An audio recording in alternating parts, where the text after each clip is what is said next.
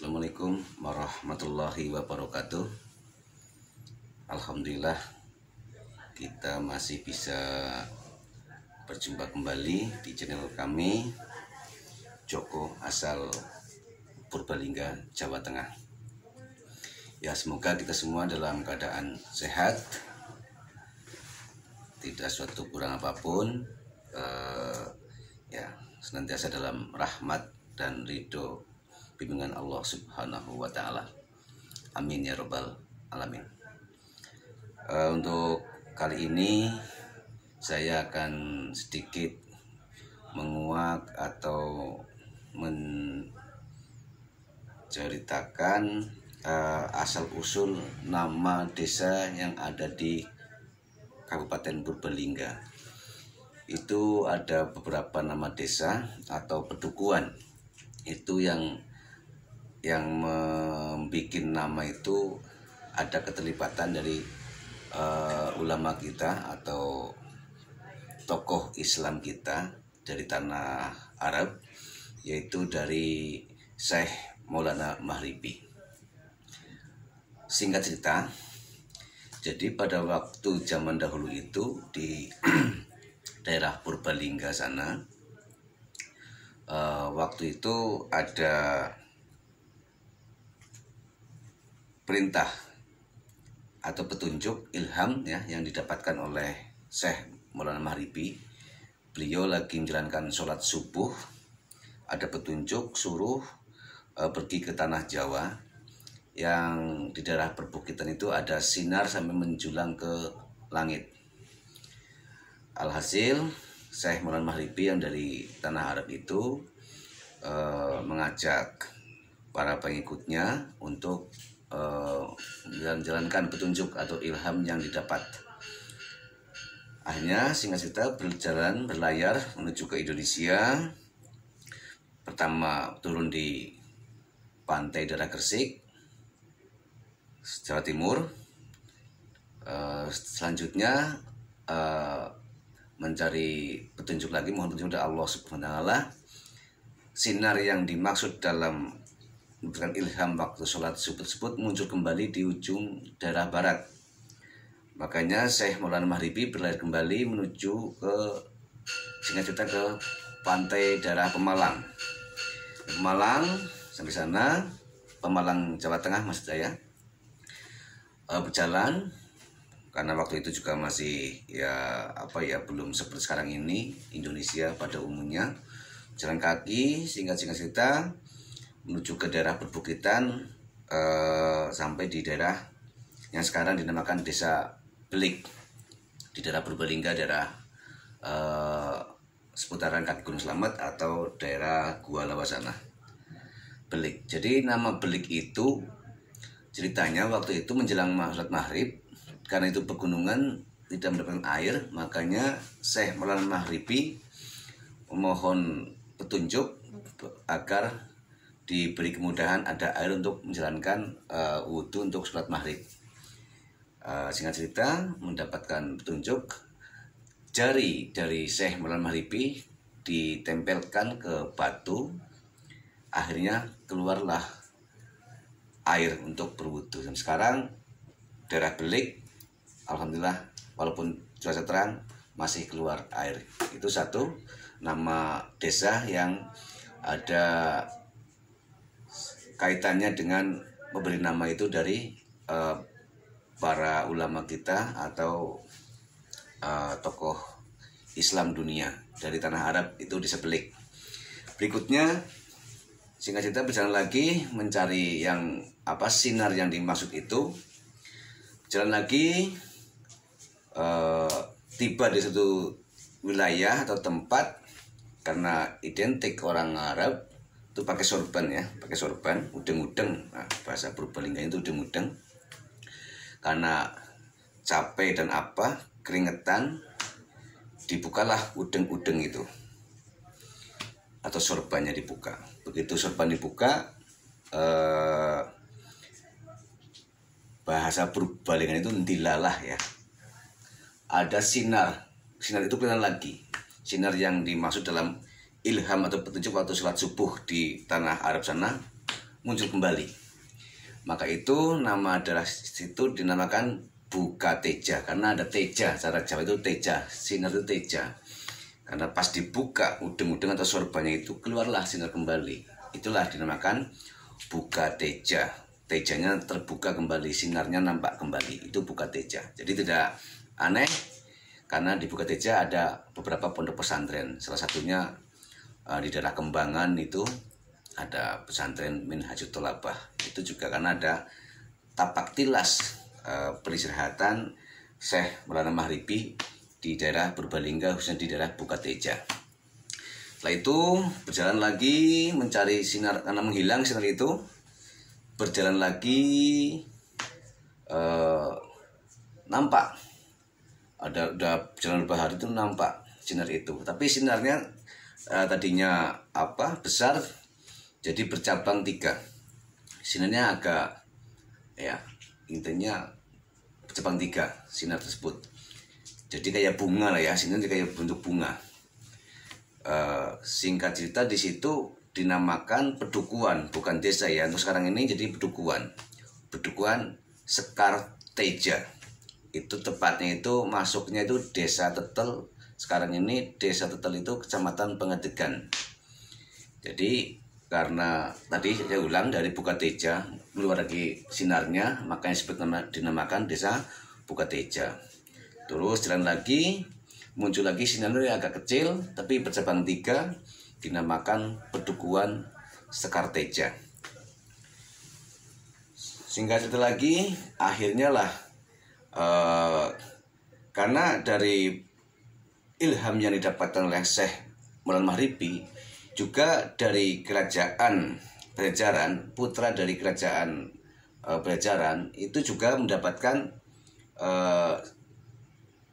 petunjuk juga atau dari putra kerajaan Brajaran itu juga ke arah Purbalingga. Tapi dalam cerita ini dari awal nggak saya sebutkan bahwasanya ada putra dari Pajajaran yang menuju ke Bukateja, karena dia juga mendapatkan petunjuk melalui keyakinannya dia karena belum masuk Islam. Sudah ada dulu situ di daerah kurang lebih seputaran Pedukuhan Sekarteja. Syekh Maulana Maghribi menjumpai tadi itulah putra dari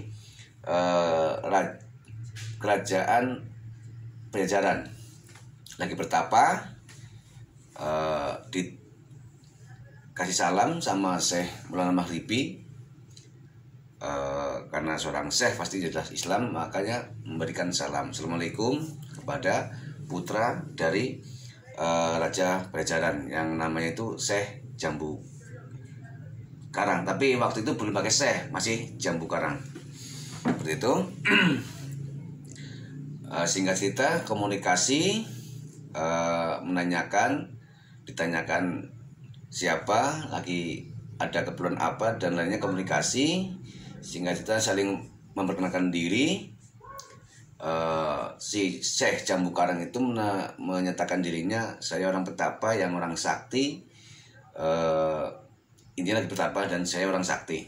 Nah dari perbicaraan itu makanya karena Syekh Jambu Karang, mohon maaf tapi Syekh Jambu Karang ini waktu itu belum jadi Syekh ya, masih Jambu Karang, putra dari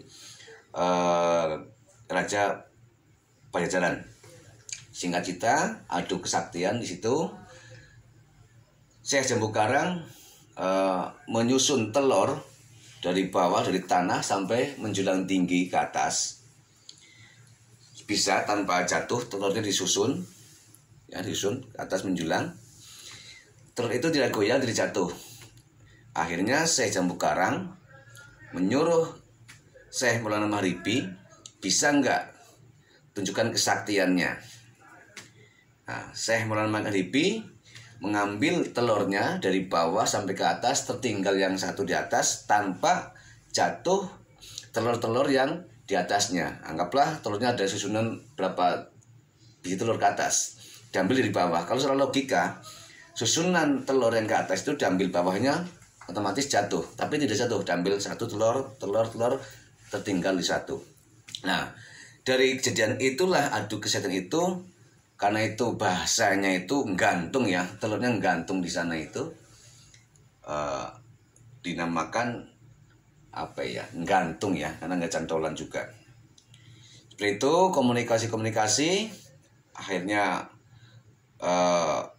karena tadi ada adu kesakten ya, Syekh Maulana Maghribi dengan Syekh Jambu Karang juga minta dilanjutkan adu kesektennya sambil jalan ke tempat yang akan dituju. Sehingga kita di situ juga adu lagi kesaktiannya, ikat kepalanya. Ada juga dari versi lain yang bilang sandalnya, kalau bahasa dulu bakyat lah ya. Itu Syekh Jambu Karang melempar ikat kepalanya. Ada yang sebagian bilang juga sandal, kalau bahasa dulu itu bakyat ya, dilempar ke atas, tidak jatuh. Dan juga Syekh Maulana Maghribi juga bisa sorbannya dilepas, dilempar ke atas, tidak jatuh, sama-sama tinggi gantung di awang. Itulah dinamakan masih desa Gerantung sekarang ini, desa Gerantung. Nah, berjalan lagi, minta adu kesekten lagi antara Syekh Jambu Karang dengan Syekh Maulana Maghribi, melewati hutan belantara, telusup-telusup dan lainnya. Makanya itu nama itu dengan hutan belantara, masuknya itu jalannya susah, cara bahasa Purbalinganya itu telusup-telusup, dinamakanlah desa Penusupan. Sampai berjalan lagi menuju ke tempat yang dituju untuk adu kesaktian lagi. Mereka itu walaupun musuh tapi bukan adu fisik, adu bukti kesaktian, bukan berarti berantem ya. Karena udah komunikasi, jalannya beriringan terus jejeran atau iring-iringan lah ya, iring-iringan. Sehingga kita nama daerah tersebut yang waktu jalannya kok beriringan kayak seolah-olah tidak ada perselisihan, tapi karena mereka pun adu kesaktiannya, bukan berantem fisik, bukti nyata yang bisa dilihat itu kan. Nama itu adalah daerah itu disebutkan desa Pekiringan, sering beriringan. Nah, dinamakan desa Pekiringan. Selanjutnya sampailah tempat yang dituju, yaitu di Gunung Ardilawet. Karena sudah singkat cerita, dari putra Raja Pajajaran itu mengaku kalah dengan kesaktian yang dimiliki oleh Syekh Maulana Maghribi. Syekh Jambu Karang masuk Islam, mengucapkan 2 kalimat syahadat. Nah, karena syaratnya dengan masuk Islam itu harus suci, baik lahir maupun batin. Singkat cerita, kuku dan rambutnya Syekh Jambu Karang, waktu itu belum Syekh ya, kami ulangi lagi karena itu belum masuk Islam, makanya belum Syekh, masih Jambu Karang, putra dari Raja Pajajaran. Dipotong rambutnya, potong kukunya, dan disyahadatkan masuk Islam. Dan sekarang ini untuk jadi tempat ziarah di Ardilawet sana, di Ardilawet. Tapi ada sedikit satu desa yang bisa disebutkan. Setelah dari Pekiringan itu jalan lagi melalui hutan lebat karena akan menuju ke gunung yang dituju itu. Hutannya itu luar biasa, tambah lebat hutannya. Nama tersebut dinamakan Raja Wana. Raja itu raja, Wana itu hutan. Hutan yang sangat lebat itu dinamakan desa Raja Wana. Ke ending terakhir tadi sebut yang saya maksud, itulah kuku dan rambutnya Syekh Jambu Karang di timbun ya bahasanya. Kalau dikuburkan seolah kayak jasad, ditimbun ya bahasanya dikubur lah ya. Sebenarnya itu bukan suatu makam jasad, tapi adalah potongan rambut dan kukunya Syekh Jambu Karang yang ditimbun atau dikubur di situ. Karena seorang syekh, para pelaku batin yang suci, makanya ada karomah atau apa yang percaya di situ, di gunung atau Gunung Ardilawet atau Ardilawet itu setiap bulan, khususnya bulan Suro, rame para peziarah ke daerah Ardilawet di daerah Purbalingga, kecamatannya Karangmoncol. Itulah beberapa nama desa yang ada hubungannya dengan yang membuat nama desa itu dari perjalanan penyebar agama Islam dari tanah Arab. Dari nama desa Belik itu yang tadi awalnya adalah nggak ada air, jadi ada airnya. Terus Bukateja, terus Pedukuhan Sekarteja, terus Grantung, Pekiringan, Rajawana. Ada 6 yang saya sebutkan, 6 nama desa yang ada keterlibatan yang membuat nama itu dari perjalanan penyebaran agama Islam di Kabupaten Purbalingga dari Syekh Maulana Maghribi. Demikian session ini berkaitan dengan nama-nama desa yang ada kaitannya dengan perjalanan penyebaran agama Islam dari Syekh Maulana Maghribi yang dari tanah Arab di Kabupaten Purbalingga, Jawa Tengah. Sampai jumpa lagi di konten kami berikutnya. Semoga kita semuanya senantiasa dalam sehat walafiat dan juga dalam ridho Allah Subhanahu wa Ta'ala. Sekian, mohon maaf bila mana ada kurang pas, mohon dimaafkan. Semoga kita bisa sharing, saling berbagi wawasan, bagi sejarah untuk demi anak-anak cucu kita ke depannya biar paham sejarah-sejarah yang ada di Kabupaten Purbalingga. Akhirul kalam, wassalamualaikum warahmatullahi wabarakatuh.